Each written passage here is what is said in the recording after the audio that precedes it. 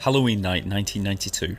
I'm 9 years old, and that night I remember well for one reason and one reason only, and that was because of a TV show. You see, I was spending the weekend with my grandparents, and the time was creeping up to 9:25 PM. I was allowed to stay up late at my grandparents'. I got away with murder. My grandfather flicked the channel to the BBC One, and there was a TV show about to begin, a Halloween special named Ghostwatch. I've been looking forward to it all day. Even at 9 years old, I had a fascination with anything unexplained. You see, the premise of this show was as follows. There was going to be a live ghost investigation at a UK home, a family home, that reminded me a lot of the Enfield Poltergeist house. A group of top BBC talent were presenting this live investigation. Sarah Green and Craig Charles were at the scene of the house looking for evidence of ghosts, whilst the great Michael Parkinson stayed in the BBC studios taking calls and talking to paranormal experts. Now, to anyone not in the UK, you've probably never heard of Michael Parkinson, but trust me, over here he is a TV treasure, and he's been on the TV since before I was born, so he's a very well respected member of the BBC. The investigation started out slow, with no real activity happening. The host seemed quite calm, making jokes and interviewing members of the family. But slowly, activity started to happen. Bangs here and there, furniture being moved by unseen forces, scratches appearing on the children's skin, and also ghostly voices coming from the children. We would also see ghostly figures lurking in the shadows, but once the cameras went back to check, there was no one there. It was a case of blink and you'll miss it. Eventually, as the show went on, back in the studio, Michael Parkinson and crew members were getting call after call from people at home watching the show, claiming that they were being tormented by ghosts. As I sat there for that hour and a half, as the rest of the nation did, the activity in the show went from one extreme to the other. It escalated. At one point, the activity in the house got so bad that Sarah Green was dragged by unseen forces into a under-the-stairs cupboard, and the door abruptly shut as the actual live studio started to get attacked by unseen forces. An unnatural wind blew through the studio, cameras moving on their own accord, and then darkness. Everyone ran from the studio. It wasn't long before the studio was completely empty, apart from Michael Parkinson, who still wanted to carry out his broadcast. So as the security lights came back on, and it was like a dim lighting in the studio, you could see Michael Parkinson walking around looking bewildered and trying to find the right camera to stir in. And then all of a sudden you could hear like these demonic voices, like Parkinson was being possessed by some of the ghosts. And then just like that, the live feed went dead. And that was it. It just ended.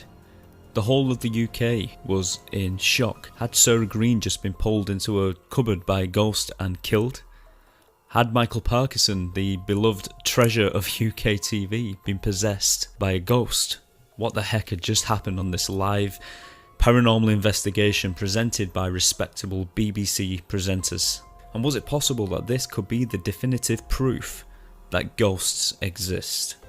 Well, no. It turned out that this whole show was in fact a hoax. It was actually an hour and a half mockumentary that wasn't live at all, and it had been recorded previously and acted out perfectly. So perfectly that it fooled most of the nation. The BBC was flooded with phone calls. You see, people actually thought that the show was real and that they were having paranormal activities in their own home because of this show. Half the UK was terrified, the other half was furious. Let me just tell you a bit about this programme. Written by Sim Volk and directed by Leslie Manning, Ghostwatch was a UK mockumentary that was intended as just a bit of fun. During the broadcast on UK TV in 1992, it received over 30,000 calls to the BBC switchboard in a single hour. The complaints were so bad that the BBC never actually aired this show ever again. This TV show was planned perfectly. It was made to look like a live broadcast. People were encouraged to ring into the studio with their own ghost stories. You see, this will play a big part later when viewers claim to see ghosts in their own house. And of course, these calls were all part of the show. So anyone who did actually pick up the phone and ring in, they would get a recorded message informing them that Ghostwatch was in fact a drama and it was fake. So you see on the actual programme, when they had these fake phone calls ringing to the studio claiming that they had seen or heard something in their house, planting the seed in the actual viewer's head of the possibilities of actual paranormal activity acting out in their own home. In my opinion, it simply made the UK's imagination just run riot. And then you've got the part in the studio where Michael Parkinson is joined by paranormal experts who try and explain the activity. This all makes the whole thing seem more credible. See, at first the evidence of ghosts was minuscule, a few bumps here, a few bangs there, the presenters making jokes and messing about a bit, all made it feel like a normal TV show. And eventually they would build up the story slowly. They would have interviews with so-called neighbours and family who lived there, and started to build this backstory of the haunting. We learned that the house is always making noises, mostly coming from the pipes, so the family named the ghost Pipes. I like to call him Mr. Pipes. Back at the studio, they're receiving these fake calls from people in the UK claiming that they've heard something in the house, which is putting more paranoia into the people of the UK watching the actual broadcast. And then the programme all of a sudden claims that they have a backstory on the ghost Mr. Pipes. Eventually we find out that the ghost of Pipes is the spirit of a psychologically disturbed man named Raymond Tunstall, who lived in the house with his aunt and uncle. Raymond believed he was haunted by the ghost of Mother Seddons, a baby farmer turned child killer from the 19th century. Another bit of the backstory tells us that Mr. Pipes was a child molester and will appear wearing a black dress, like the ghost of Mrs. Seddon. His face is mauled and horrific to look at, and his eyes are missing, and this is due to his cats feasting on his remains when he died in the house. Now you gotta admit, that is a cool, creepy, scary backstory for any Halloween programme. I believe there's actually a scene where the camera pans across the bedroom and you see the figure of a black shadow man stood in the curtains. And then of course one of the fake phone calls came in, claiming that they had seen the ghost stood at the window. So of course they played the video back, but of course it weren't the same video because it was all recorded previously. They simply recorded it with the actor stood in the window, and then they've gone back and recorded it again with the actor not there. So this was putting doubt into people's minds in the UK of whether they saw it or not. Like I said before, it's a case of blink and you miss it. And back in those days you couldn't rewind the TV, you couldn't pause TV, there was no way to see it afterwards on the internet, there was no way to check your phone and check whether this was actually real or not. People just saw what they saw and then that was it, there was no way to repeat it. And now at this point more and more phone calls start to come into the studio saying that they have seen ghosts and heard ghosts and experienced paranormal activity in their own homes around the UK. And then when the broadcast goes back to the house, we find out that one of the crew members have been injured when a mirror falls on top of him. We start to see objects being thrown around the house by unseen forces, and it is suggested by the paranormal expert that the show has been acting as some kind of big seance, and it is now spread out throughout the UK through everyone's television set, and no one is safe. As everyone runs clear of the house, we see the police arriving, lots of police cars and flashing sirens coming down the street.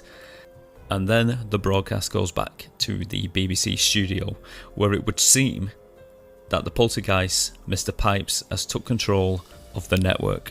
So as we go back to the studio, we see that the cameras are moving around the studio by unseen forces.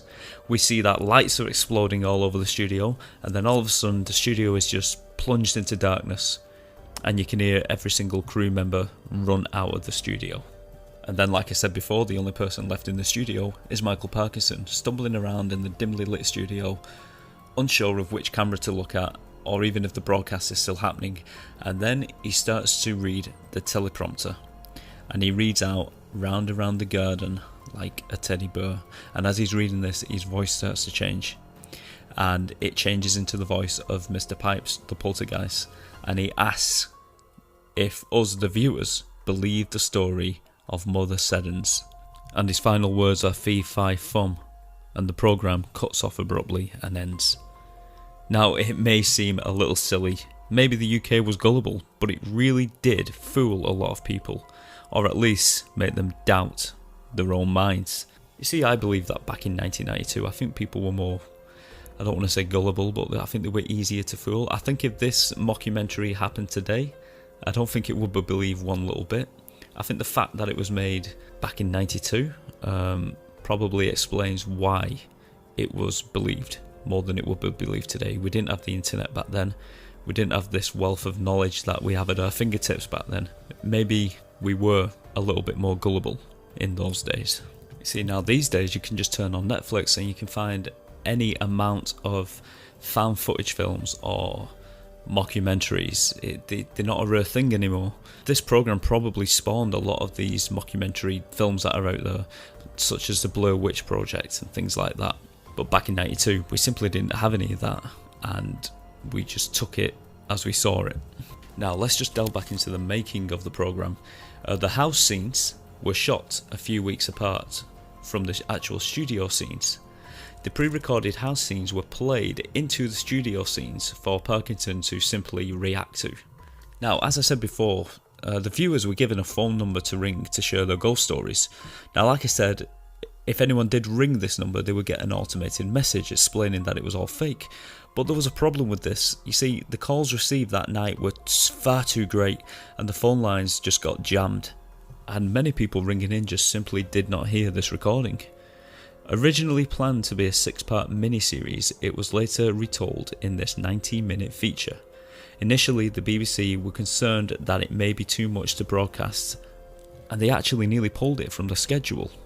But obviously they decided to go ahead with it on the one condition that they add, right at the beginning of the documentary, written by and directed by, which would have told everyone who was watching it that this was fake. But of course, what if you didn't tune in right at the beginning? What if you tuned in a minute into it and you missed that part? So you had no idea that this was a drama. The next day after the show had aired, the BBC was slammed in the press for its mockumentary, claiming it was very irresponsible of the network to broadcast such a thing with so many disturbing scenes. The presenter Sarah Green, you remember the one I told you about, who was dragged into the cupboard under the stairs by the poltergeist? She was actually accused of advertising the show on a children's live TV show that she presented. This, however, was proven a hoax, and this never happened.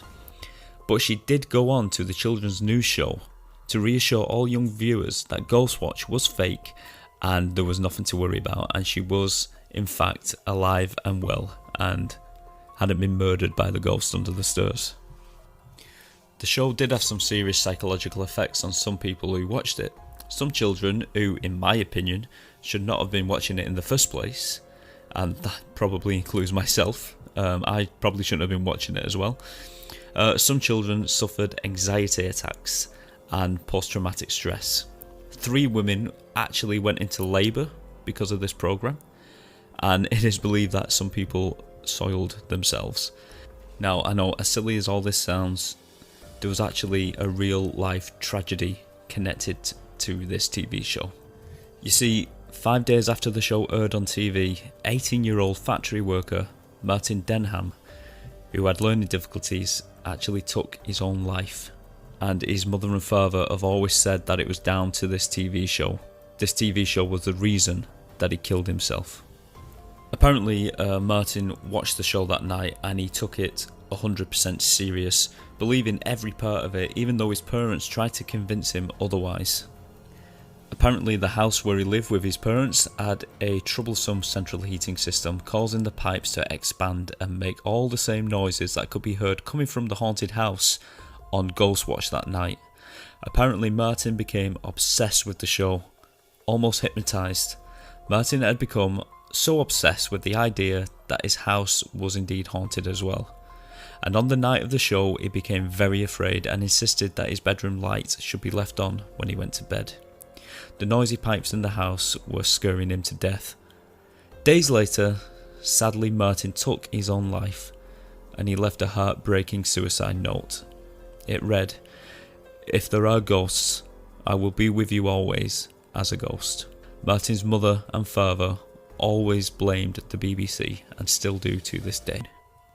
So what do you think? Was this a genius piece of horror material that made for an enjoyable spooky Halloween night? Or was it an irresponsible, dangerous game played by the BBC who should have known better? As always, I'll let you decide.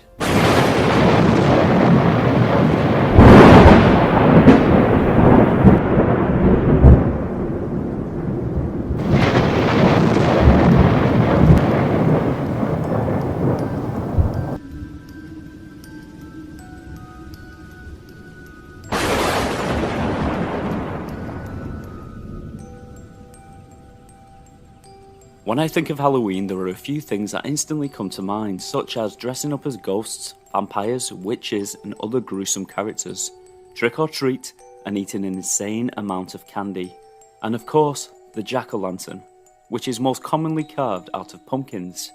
Every year we love to carve out the most horrific face we can imagine out of these stringy, pulp-filled, overgrown fruits. But why? Why do we enjoy ripping out the guts of these pumpkins, cutting out a scary face, and then placing a candle inside? Well, to find out the answer, I'm going to have to take you back in time to Ireland, sometime between the 18th and 19th century.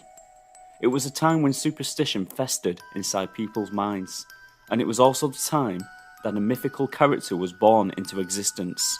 A character who tricked the devil not once, but twice, and his name was Stingy Jack.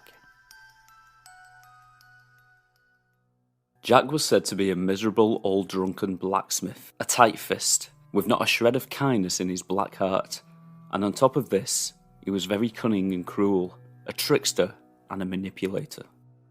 So much so he had built up quite a reputation of being just an awful human being with not a shred of decency about him. He was a very selfish soul. He quickly gained the appropriate nickname of Stingy Jack. Jack's unfriendly ways caught the attention of the devil himself, and it is said that the devil both admired Jack and despised him for being almost as evil as he was. The devil decided that Jack must die. He craved Jack's despicable soul and decided that it must be carved out of him. And with the devil being the devil, he knew exactly where to find Jack at the precise time. And so the devil lay down in the middle of a footpath on a cold, lonely, windy night when the moon was full in the sky. It wasn't long before Jack came stumbling along that very same footpath, as drunk as a skunk, and he instantly noticed this strange figure laying on the floor in front of him. As Jack approached the body on the floor, the devil whipped his head around, and the light of the moon illuminated his horrific features. Jack, startled, jumped back as the devil rose to his feet. Jack gave a shudder as the devil grew in size right in front of him, engulfing him in his dark shadow. The devil outstretched his bony finger and pointed between Jack's eyes. And then, the devil spoke. "I have come for your soul."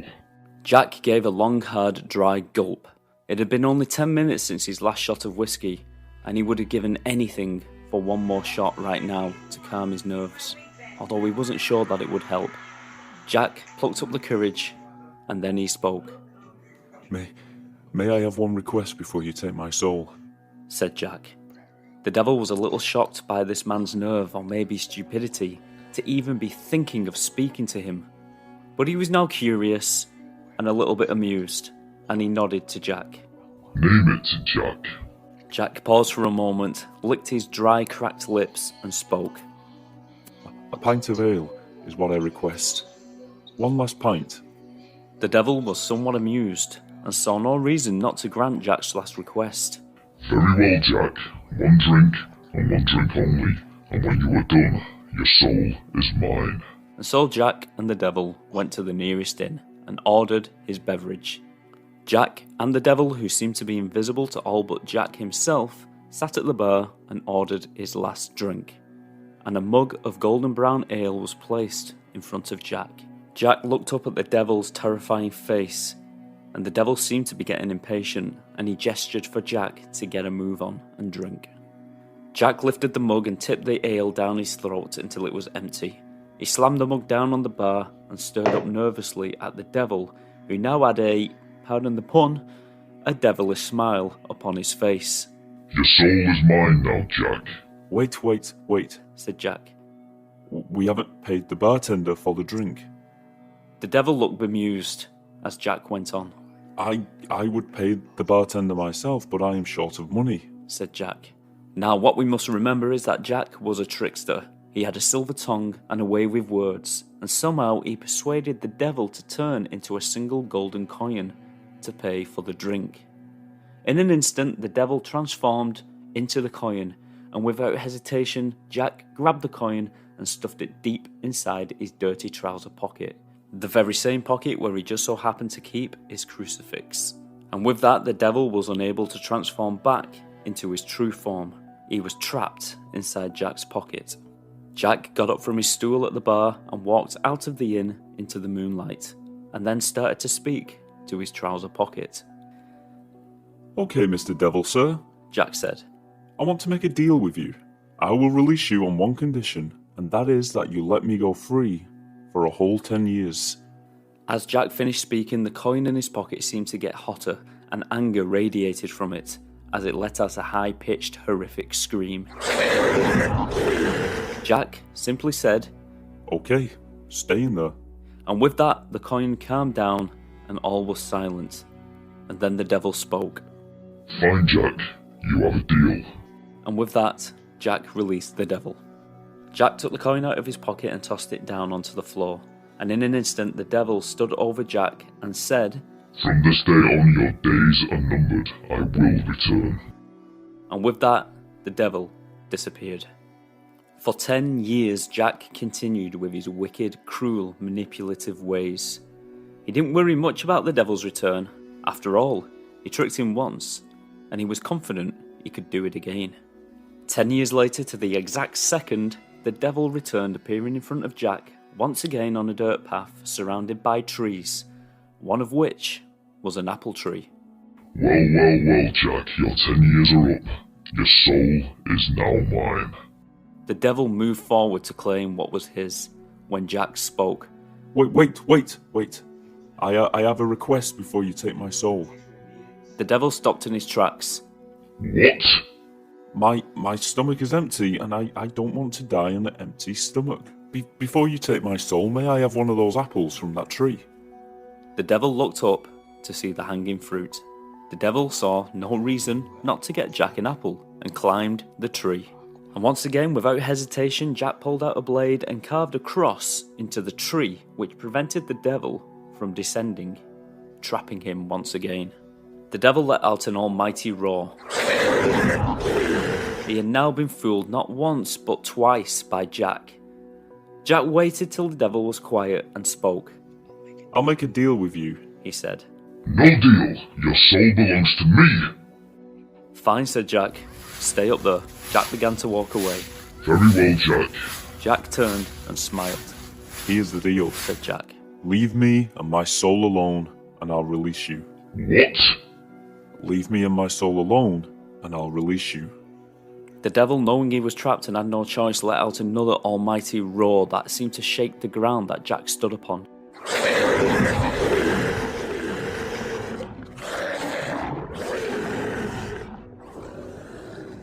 Very well, Jack. But mark my words and you mark them well. We shall meet again. And with that, the devil vanished. And Jack was left in peace for the rest of his miserable, manipulative days until the drink finally killed him. On the day of Jack's death, his soul rose up into heaven and Jack stood before God, who refused him entrance due to his sinful, wicked ways.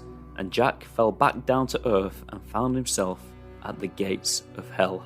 The fiery gates opened, but the entrance was blocked by Satan himself. Hello, Jack. I said we would meet again. How can I help you? Jack paused and said, May I enter? The devil smiled. Sorry, Jack, I made you a deal, and a deal is a deal. Jack fell down on his knees and begged the devil to take his soul.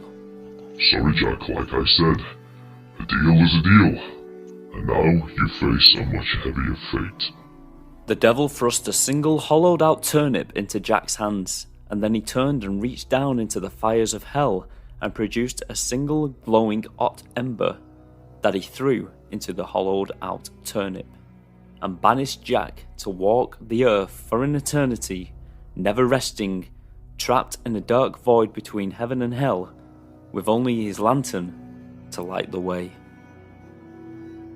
Now, the story of Stingy Jack became a very popular tale to tell in Ireland at the time, and it is said that the good people of Ireland, filled with fear and superstition in these dark days in history, would hollow out turnips and place a candle inside, and then place the turnip facing outwards on the windowsill or doorframe to keep away Stingy Jack and other evil spirits that roamed the night on All Hallows Eve.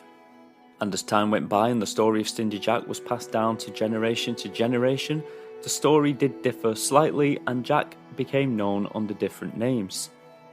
He was known as Jack the Smith, Drunk Jack, Flaky Jack, and Jack of the Lantern, and eventually the more familiar Jack-o'-lantern. But wait, that doesn't explain why he carried a turnip and not a pumpkin. Well, in Ireland in those days, pumpkins simply didn't exist. They weren't natively grown in Ireland. You see, in those days in Ireland, they simply used different kinds of root vegetables to make the lanterns and scare off the evil spirits with. However, once the story of Stingy Jack crossed the ocean to America, it became a lot more popular and it became a tradition. And in America, turnips were hard to come by. But pumpkins, well, pumpkins were very easy to come by. And ever since, on Halloween, there's nothing we like to do more than carve out a spooky face into the overgrown winter squash and place it on our doorstep to greet trick-or-treaters, or maybe, just maybe, ward off evil spirits, including Stingy Jack, the jack-o'-lantern. Door-to-door asking, trick or treat. Ronald Clark O'Brien was out walking the streets with his two children, Timothy and Elizabeth. He was also accompanied by his next-door neighbour and his two children. The children ran up to a house and proceeded to knock, buckets at the ready to collect whatever candy was given to them. But after a few attempts at knocking, it became obvious no one was home.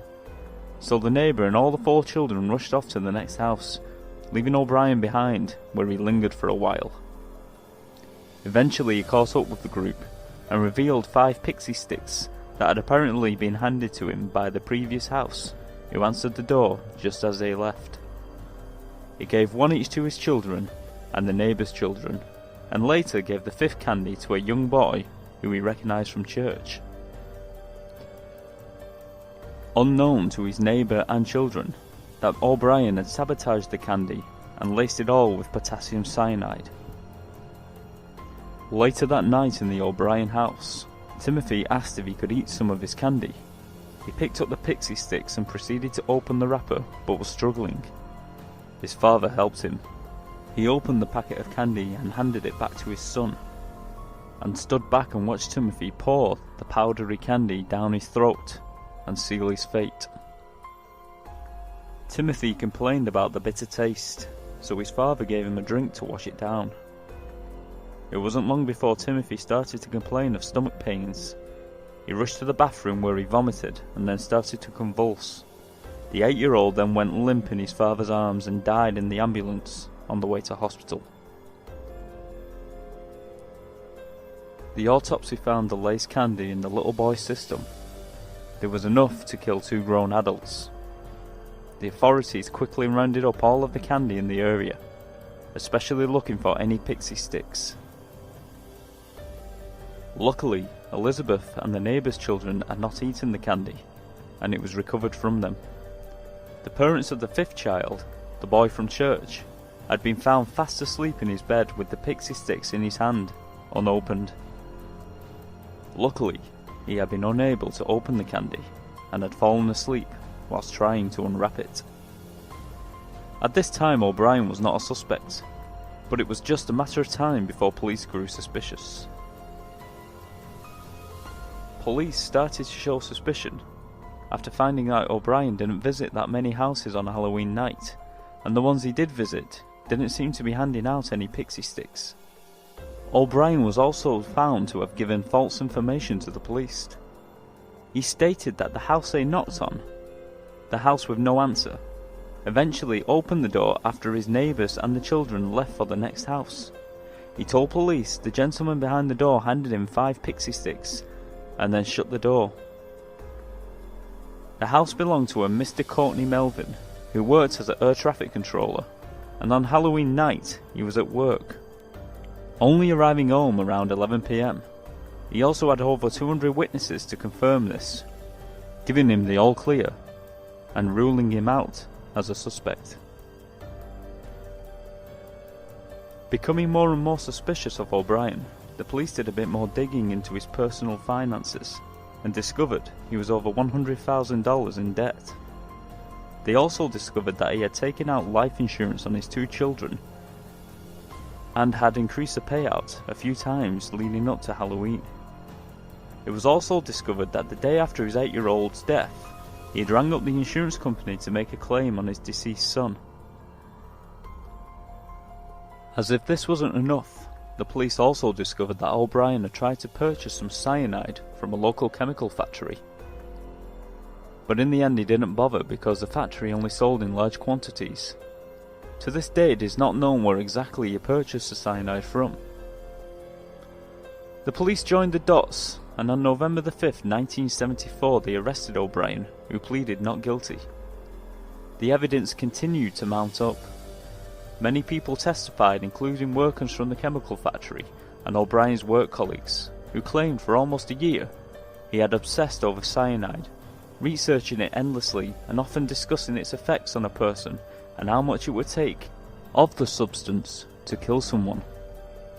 O'Brien's stepsister also testified, stating that O'Brien talked about claiming the money from his son's insurance and boasting about buying things and going away on a vacation. The jury found him guilty and sentenced him to death on the 23rd of June 1975. O'Brien's wife later filed for divorce and remarried. Her new husband adopted Elizabeth, and they all started a new life together under a new name. O'Brien's time in prison was not pleasant. The prisoners did not like child killers, and they made it known. After many delays, O'Brien's execution finally went through on March the 31st, 1984 by lethal injection.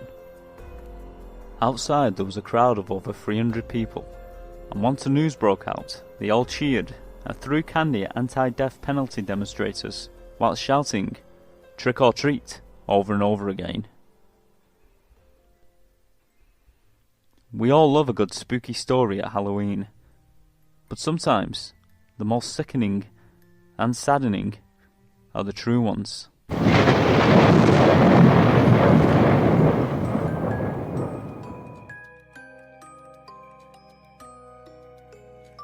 It's that time of year once again, a time I absolutely love. Every year in the month of October we all celebrate Halloween. Dressing up as your favourite ghoul, playing trick-or-treat, bombing for apples at your yearly Monster Mash party, and even watching your favourite horror movies. Movies that you probably watch all year round, but somehow they feel even more spooky watching them on All Hallows Eve. And even though Halloween promotes ghosts, zombies, and unbelievable terror, we have also succeeded at making it a fun, colourful, really enjoyable part of the year that most find more delightful than Christmas. But where did Halloween originate? Before the church and the candy companies exploited what its true meaning actually is? Well, today we're going to look into it.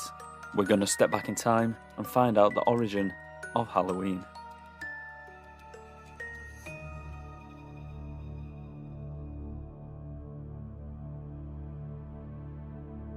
It is believed that what we now know as Halloween began as a pre-Christian holiday celebrated by ancient Celts way back in medieval Ireland, and this was called Samhain, which translated means summer's end.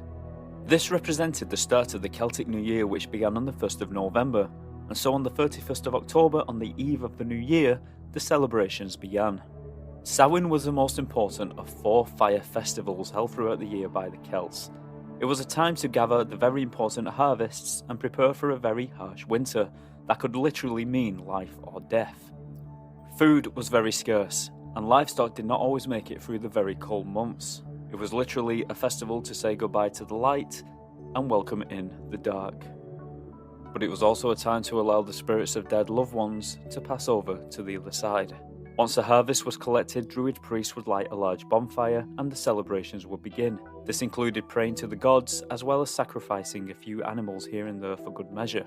And it was also believed that the veil between our world and the spirit world was at its thinnest, and the dead could walk among the living and vice versa.